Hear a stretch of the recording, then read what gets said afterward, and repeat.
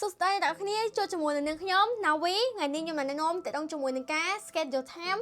ពីម៉ាស៊ីន Smart Me Air Purifier នៅក្នុង app Xiaomi Home អញ្ចឹងទៅដល់ជាមួយនឹងវីដេអូមួយនេះគឺយើងប្រាប់តែមួយចំណុចទេគឺការ schedule ឬក៏ការដាក់វិភាគនៃការប្រើប្រាស់ជាមួយនឹងម៉ាស៊ីនមួយនេះអញ្ចឹងជាដំបូងយើងត្រូវតែមានទូរស័ព្ទនេះមួយដែលយើងបាន connect ជាមួយនឹង app Xiaomi Home ចូលមកក្នុង app Xiaomi Home មកបន្តមកទៀតយើងមានជាមួយនឹងការ connect app ពីវីដេអូមុនហើយអញ្ចឹងវីដេអូនេះយើងគ្រាន់តែចុចមកលើវាមកបន្តមកទៀតយើងអស់មក scroll មកខាងក្រោមយើងនឹងឃើញពាក្យថា schedule ចុចលើពាក្យ schedule មក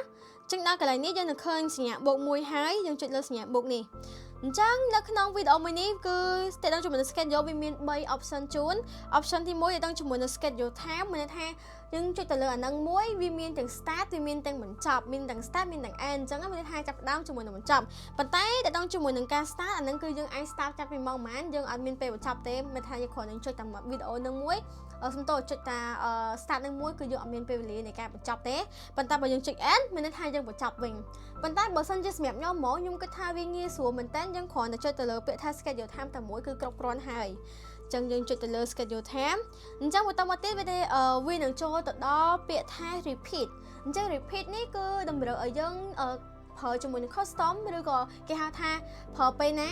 ឧទាហរណ៍សម្រាប់ខ្ញុំហ្មងគឺខ្ញុំចង់ប្រើវា everyday ឬក៏ខ្ញុំចង់ custom ក៏បានដែរអញ្ចឹងនៅក្នុង custom នេះវាមានពី Sunday ដល់ Saturday អញ្ចឹងមួយសប្តាហ៍ពេញហ្មងយើងចង់ដាក់ថ្ងៃណាក៏បានដែរសម្រាប់បងប្អូនអ្នកគ្នាប៉ុន្តែបើសិនជាសម្រាប់ខ្ញុំហ្មងខ្ញុំ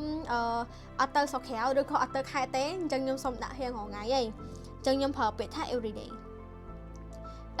ហើយខ្ញុំនឹងត្រូវចុចលើពាក្យថា start ដើម្បីចាប់ផ្ដើមម៉ោងដែលតម្រូវវាដំណើរការអញ្ចឹងខ្ញុំចុចនៅលើពាក្យ start ហ្នឹងដើម្បីឲ្យវាចាប់ផ្ដើមម៉ោងណាអញ្ចឹងនៅក្នុងនេះវាដាក់តែលេខហើយជាមួយនឹងម៉ោងឯងមកហើយជាមួយនឹងនាទី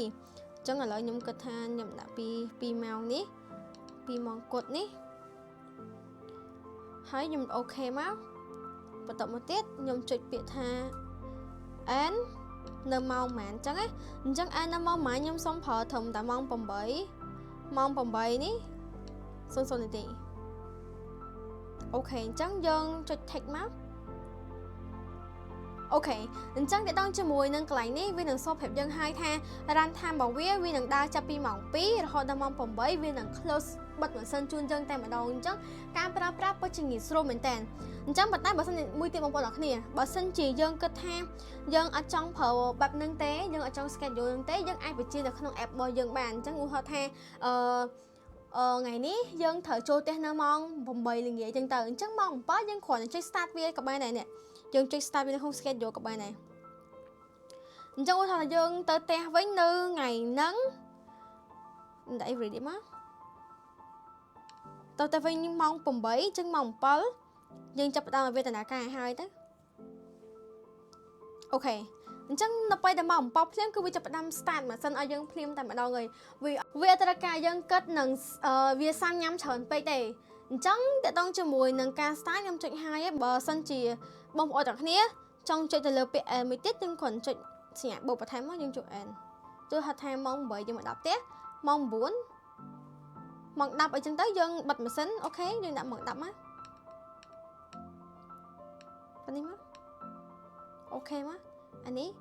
everyday មកដោយសារតែកុំឲ្យដាក់អូខេ like this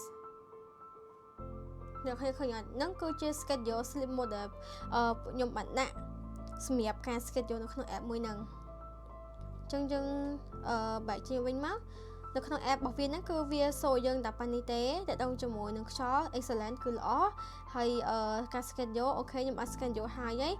មាន start មាន end ចឹងទៅបើអ្នកគ្នាលេងចង់ប្រើវាយើង close វាចោលមកបើមិនចឹងទេយើងចង់ delete វាក៏បានដែរ select លើវា hold លើវាប្រហែលជា1 second 2 second មកចុចពីនេះចង់មកចុចពី delete ហើយបាត់អាហ្នឹងវាទៅងាយស្រួលមែនតើអញ្ចឹងអានេះយើងដំណើរការទៅវាធម្មតាទៅអញ្ចឹងដល់កន្លែងនេះតើតង់ជាមួយនឹងការប្រើប្រាស់អីយើងអាចប្រើបានទាំងអស់អានេះតើតង់ជាមួយនឹង screen ណាអញ្ចឹងបើសិនជាអ្នកនរគ្នាផ្គេងពេលជប់អត់ចង់ឲ្យវារំខានពន្លឺរំខានអីអញ្ចឹងយើងបិទវាក៏បានយើងបើកវាក៏បានដែរអញ្ចឹងប៉ុន្តែមិនថាតែយើងបិទទេម៉ាស៊ីនវាគឺនៅតែដំណើរការធម្មតាទាំងអស់អញ្ចឹងទៅមិនអញ្ចឹងណាអូខេអញ្ចឹងតើតង់ជាមួយនឹងវីដេអូរបស់ខ្ញុំឥឡូវគឺបានចប់ហើយ ហើយតើតងជាមួយនឹងវីដេអូក្រោយខ្ញុំនឹងប្រាប់តើតងជាមួយនឹងការ check ជាមួយនឹង filter ថានៅសល់ប្រមាណភាគរយហើយយើងគួរតែធ្វើបែបណាជាមួយនឹង filter មួយហ្នឹងអញ្ចឹងជួបគ្នានៅវីដេអូក្រោយ